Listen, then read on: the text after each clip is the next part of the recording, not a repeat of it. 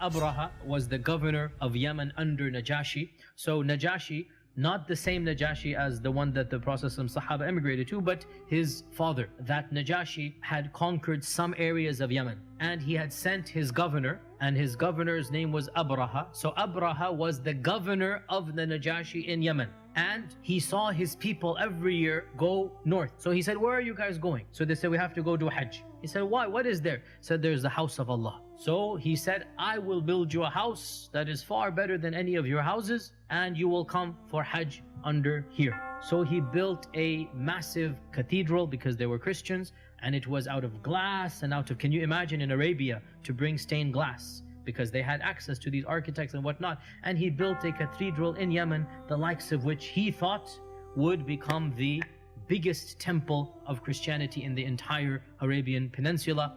And he then said, all of you have to come over here rather than going to up north to the Kaaba. And when one of the Bedouins heard this, he went there, but he went there to relieve himself, number one and number two. And he went there and he did that. And he became so angry, Abraha, that he said, as revenge, I will destroy this house, so people must come to my house. And that is why he gathered together his army. And of course, because they were from Abyssinia, so they had elephants. Otherwise, elephants did not live in the Arabian Peninsula as natural beasts over there. But because he was from Africa, so he had a group of African elephants. And of course, the people of Africa had trained the elephants to be instruments of war.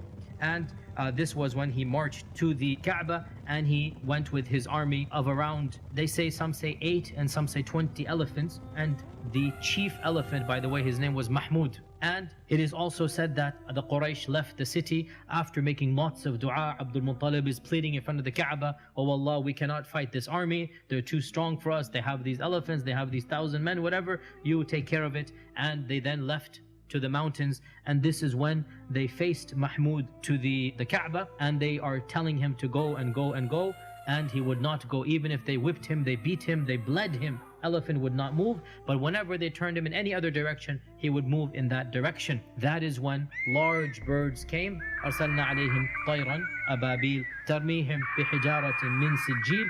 So stones from Jahannam, imagine stones from Jahannam in this world, they're coming. And in front of their eyes, every stone hits an animal and a person, and he literally dissolves. His skin dissolves, and he becomes a pile of broken and molten flesh in front of the eyes of the people of Quraysh. And it is said that Abraha himself suffered the worst fate, and they carried him back, and his skin is dissolving the entire way, and he dies right before reaching his home in Yemen, so that he suffers the worst punishment, that he's just about there, and then he dies and he is buried over there. There's also some hidden wisdom here, some semi-mystical wisdom here, that we have a Christian attacking a pagan, Abraha attacking Abdul Muttalib, and the Kaaba is the subject of attack, and neither of them is able to defend. In fact, the one is attacking and the other cannot defend. And Allah defends the Haram. And who was living in the Haram at the time? Amina, and she must have been pregnant with our Prophet ﷺ. So quite literally, because he's born in the same year, a few months later, so this means Amina, when the incident of Fil takes place, our Prophet ﷺ is literally in the womb of Amina. So there's a huge symbolism here, that Allah Himself protects not just the Kaaba, but what else? Our Prophet ﷺ. And it is as if to indicate that the mushrikun could not protect the Kaaba, they're not worthy of the Kaaba. So Allah subhanahu wa ta'ala destroyed those who attempted to harm it, because there will come now somebody who will be worthy of the Kaaba. The Quraysh have not been worthy to the level they deserve.